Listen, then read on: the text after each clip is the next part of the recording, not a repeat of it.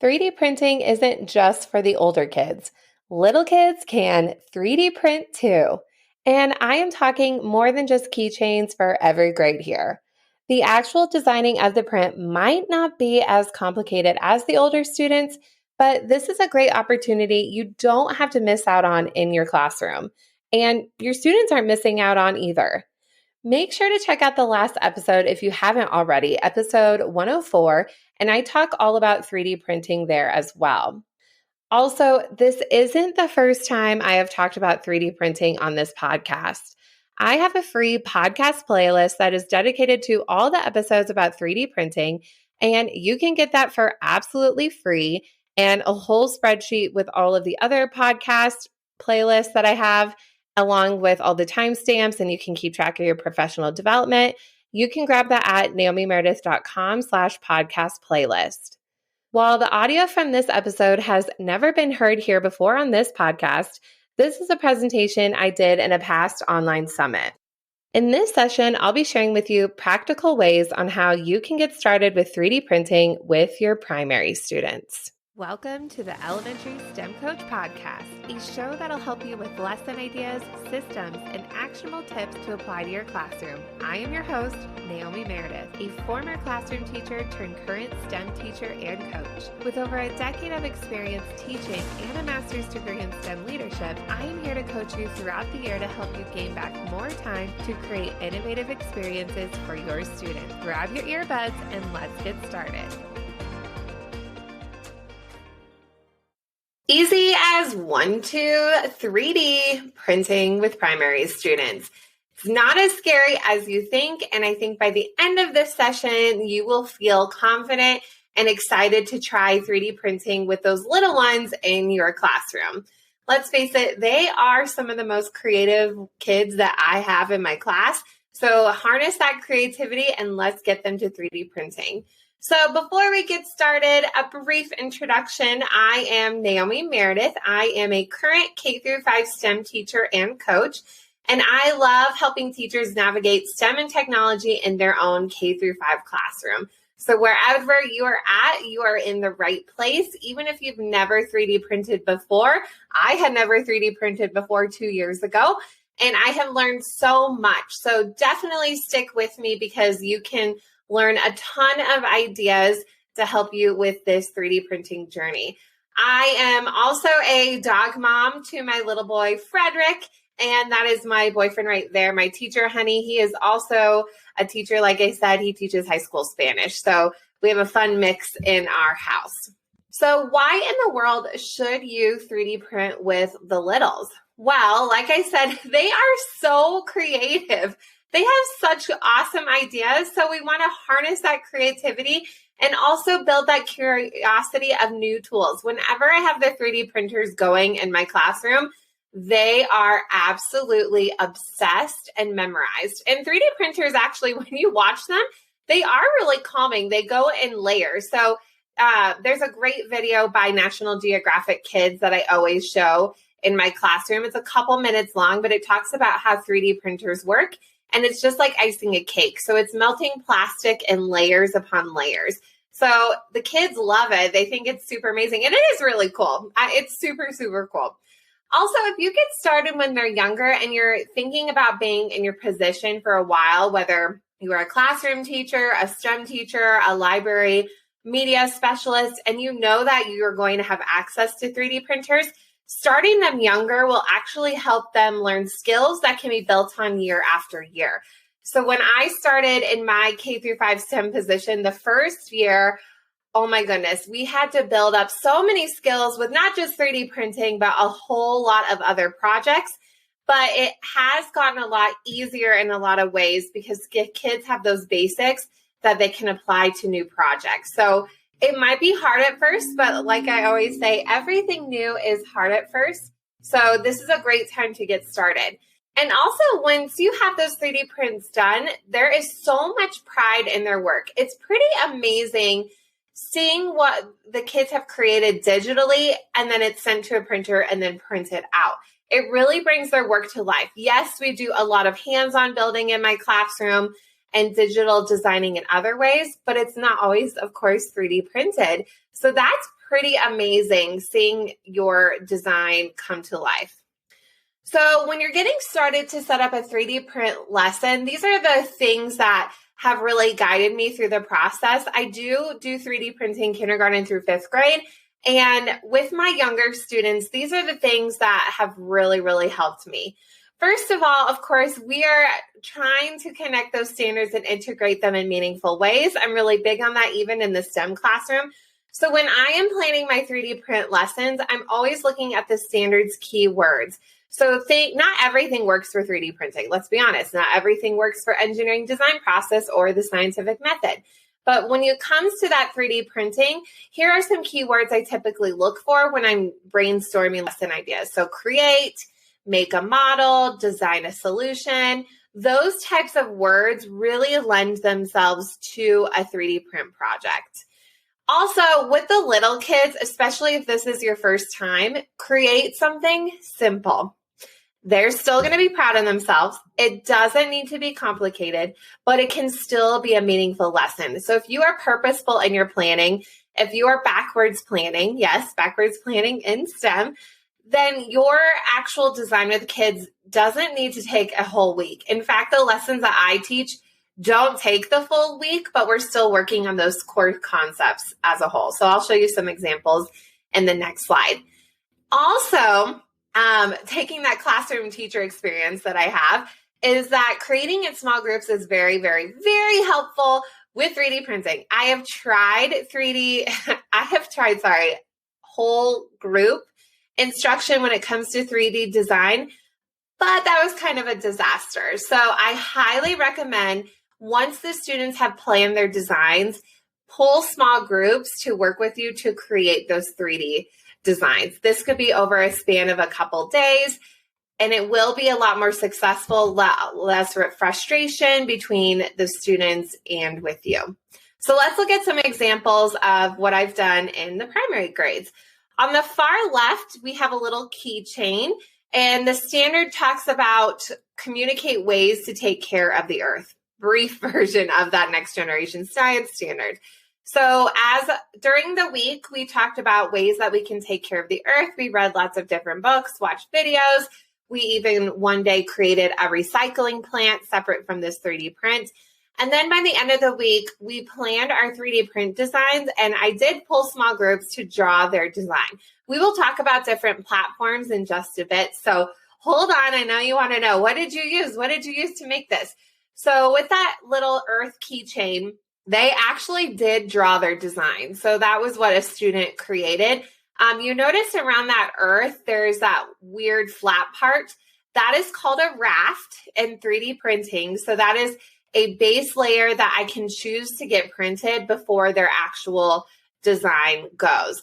This is really helpful for this project because they are drawing with their finger on the iPad. This is what I used. And so all of their stuff doesn't fall apart. If I had more time, this was during this weird COVID year, I didn't see the kids. This was the last project we did this year. But if I were to see them again, I would actually have them add details using Sharpies and paint markers. You notice that in the second example, the students had time to do that. For the keychain, I used one of those little leather hole punchers. It's for making jewelry. So I was hammering in the raft, and then I added in a keychain. So the kids are really excited about that. So they have a charm to remember about their communication. For the second one, it's talking about, for the first grade next generation science standard, about animal babies and their adults and what traits they have that are similar and different. So again, we researched throughout the week. We used a lot of EPIC books. We looked at webcams of different zoos, different pictures that I pulled of animal babies and their adults. Again, lots of videos. So we researched a lot, again, like for kindergarten in a different way. We researched a lot about the animal of their choice, and then they planned the animal they wanted to create, and they had to write about things that the animal babies had that were the same as their adult and things that they had that were different, because it just depends on the animal. There's a lot of similarities and differences. So we built upon that vocabulary. I then printed, again, their drawings. So they drew these on the iPads. We did do this in small groups. And these printed really, really fast. So something to keep in mind, this is part of the tips. Keep your 3D prints really small because you can actually get it all done. I keep all of my prints K through 5 to about an hour print time per kid. That is still in my school over 500 hours of printing, but I was able to get it done. No problem. I have pretty good printers. So these little guys are really small. They can fit in the palm of their hands. And they were very, very excited that they could play with them. So that was their final design. The third one is a second grade example. The little bird, I actually found that design online. So a kid did not make that. However, I could have kids make a bird. But their goal was to, it's talking about like animal patterns and things in your area, something like that for second grade. So we looked at different examples of birdhouses that were natural and also man-made. And students designed and then created a prototype of a birdhouse that they could actually build in real life. So a lot of kids were really excited once they got their little design. They were excited to take this home and inspire them to build it out of real materials. So big question. You're probably wondering, what tools are you using? For kindergarten and first grade at the time, I am using Doodle 3D Transform. As of right now, I know that it is an iPad app. I was doing a little bit more research on it. I was able to find it on the computer. So what's really, really cool about this Doodle 3D is that on the left-hand side, students draw their designs, and then simultaneously on the right-hand side, they can see what their print is going to look like in 3D. So it helps them build that math vocabulary, the difference between 2D and 3D. They can add colors into their design, and we're going to talk about some tips. It doesn't actually print in color unless you are fancy and get some filament, that plastic you put in the printer that has lots of colors. I usually try to print in lighter colors that they could color with real markers. So 3D Doodle design has been really, really successful. You can pull the prints off of the iPad into the 3D print file of your choice. So my 3D printers use STL. That's the one it prefers. So I'm able to download it that way. The other app that is really great for elementary students as a whole, so I use this for 2nd through 5th grade, is Tinkercad. This is free. Doodle 3D is a little bit paid. It's not expensive, but it's worth the money, especially if you're going to use it a lot and a lot. Tinkercad is free. It is a little difficult for 2nd graders, especially if it's their first time. However, they are capable. And like I said, if you're starting Tinkercad at minimum at 2nd grade level, by the time they get to 5th grade, they're going to be creating really detailed projects. So I was really excited for my 2nd graders this year because they were building upon those skills. So Tinkercad is free. They can sign up with their Google account, but you don't have to have a Google account to use it. There is now an iPad app, but also it is a web-based version as well. So whatever they work on at school, they can also work on at home, and it saves multiple projects, which is super great. And you can also, again, you download their designs and then send it to your printer. When you're thinking about using that Doodle 3D, here are some tips that I have found. I've done this app with hundreds of students. So here is what I have noticed. Make sure that the drawings are flat on their surface. You can get more detailed and make things pop out, but the examples that I showed you, the designs were flat, and then they still had a thickness to make them 3D. Also, make sure that all lines are connected. When we made those baby animals, we did an outline of the animal, and then they filled it in with the paint bucket so that it could be solid and draw the little details later on. There's a little tool in there when they're drawing. There's a pencil, which is the automatic default. I actually recommend using the paintbrush. The paintbrush produces a thicker line and it prints a lot better. The pencil makes this line that's really skinny and breaks easily. So have them make sure they use the paintbrush. You can use the colors to the raindrop to help visualize the design. A lot of kids actually like doing that to make sure that they added details, but they don't need to color it in the app. It's just an extra bonus just to help with that visualization. There is a camera to take a photo of the paper design. I have tried this. I haven't found it super successful. The kids actually get more frustrated tracing what they took a picture of. So we actually still plan on a piece of paper for everybody, K through 5. We still plan on paper, and then we end up drawing or designing in the digital platform.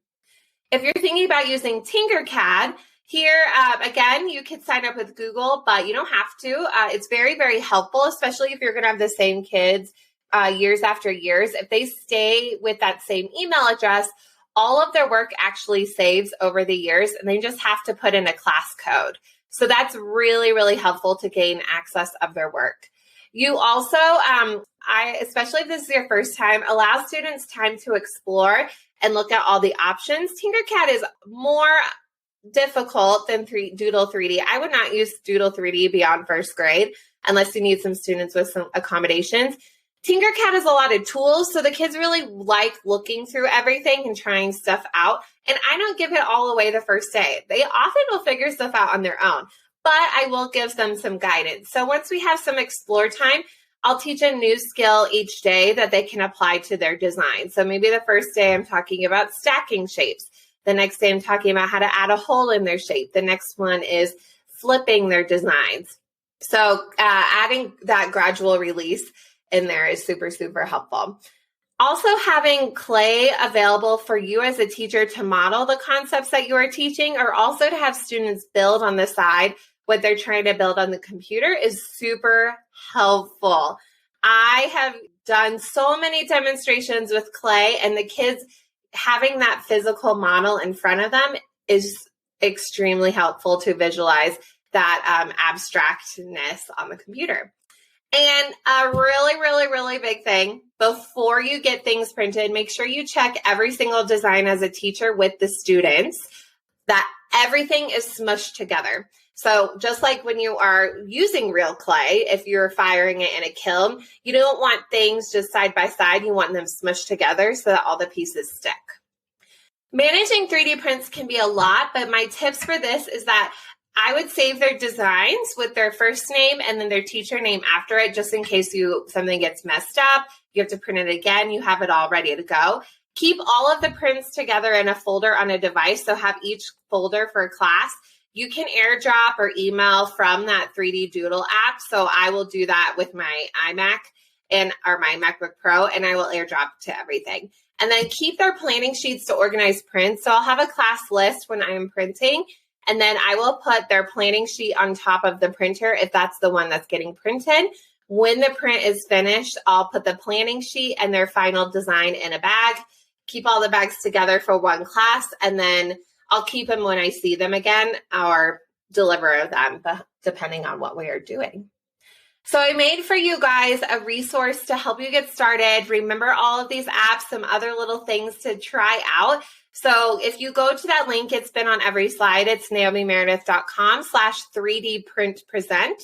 You will have all of these slides that I'm using right now to help you with the notes, and also a separate document that will give you some more tips, tools to try, planning sheets for the kids, and planning sheets for you as a teacher.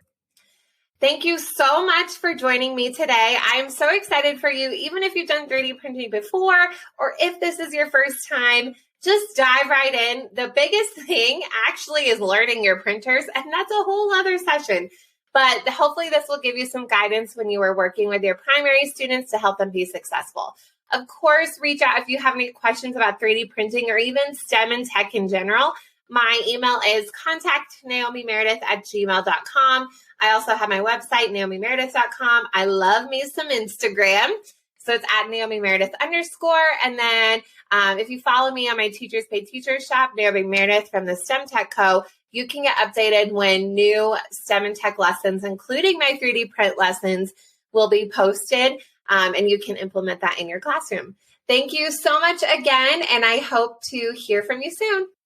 This presentation had a ton of visuals, and I bet you are dying to see all of the examples and handouts. You can grab the video recording of this episode, the video slides I referenced throughout, student examples, and bonuses for only $5. That's less than a fancy coffee drink. This will all be linked in the show notes, and you can check it all out here at naomimeredith.com/pdreplay. Thank you so much for listening to today's episode of the Elementary STEM Coach Podcast. I would love to connect with you over on Instagram @NaomiMeredith_ or send me an email to elementarystemcoachpodcast@gmail.com. Also, make sure to check out my website, naomimeredith.com, to see all the show notes from today's episode and shop my K-5 STEM resources. Any questions you have, needs for resources, or ideas for episodes, get in touch. I'll talk to you soon.